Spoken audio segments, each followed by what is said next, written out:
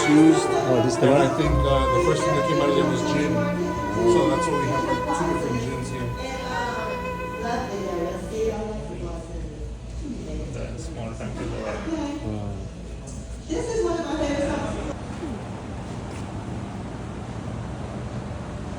What is one? Filling machine? Oh. No, so what happens is you get the grain Uh-huh. and the mash goes here. Uh-huh. You add warm water Uh-huh. and then it goes to the fermentation tank over there. That's a fermentation. Yeah, those three tanks is where they ferment. Yeah, you add the yeast and then essentially it turns into more of a beer. Mm-hmm. But so that's when the alcohol is starting to decay and it comes back.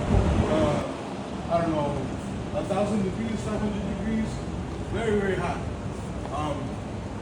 And it evaporates up to the top, and this tube catches the very fine condensation, which comes out here, and out of the spigot, it comes out 100% ethanol. Like, Oh, 100%. yeah, it's very, very, very strong, very strong. And then you add water, put in a barrel, and that's how you get whiskey. Yeah, so these are the fermentation tanks here. It's all storage, huh? For the barrel. Yes, all these barrels are full. These are all full of whiskey right now. And then this is just where we keep our finished product. And this is where we come and do our bottling. This is our bottling station, very small, where we fill the bottles. Oh, here filling, huh? Yeah, here's where we fill This the bottles. by manual filling? Yes. Oh. Yeah. By hand. We fill bottles here.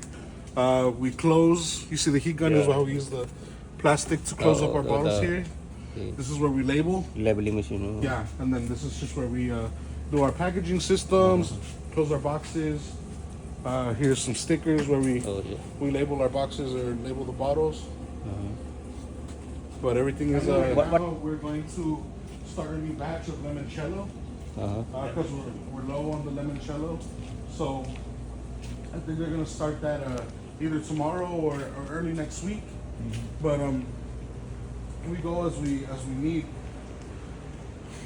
you selling to the Yes. outside? So we sell to I know we're in Total Wine, we're in Specs, we're in a couple other mom and pop shops. But the cheapest price for a bottle again is gonna be here. So how long you keep the barrels? It really depends For on the what kind of process. product you want. So our cask strength is barreled for 60 months. 16. 60 60 months. 5 years. 5 years. 5 years. 5 years. Yeah, so that's gonna be our standard for our cask strength. And then it really just depends on how long you want. Different types of grains that Grains? are used. Uh-huh.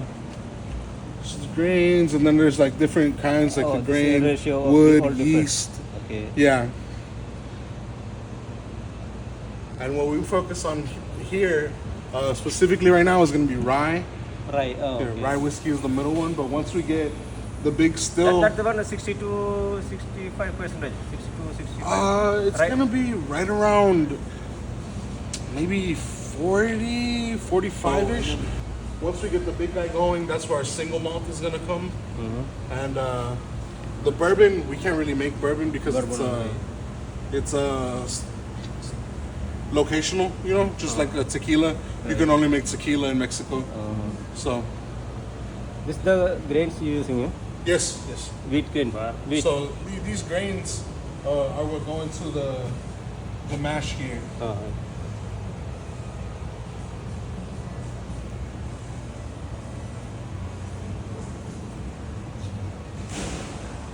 These are spices. Yes, sir. These are spices. That's wood. So all of our barrels right now are American oak barrels. So we have a rye finished in a sherry barrel. We have rye finished in a honey barrel that we store honey in. The part of the fun of having such a small operation is that we get to experiment with a lot of different flavors and a lot of different profiles. So it's a lot of fun. It's a good time. Very interesting, honestly.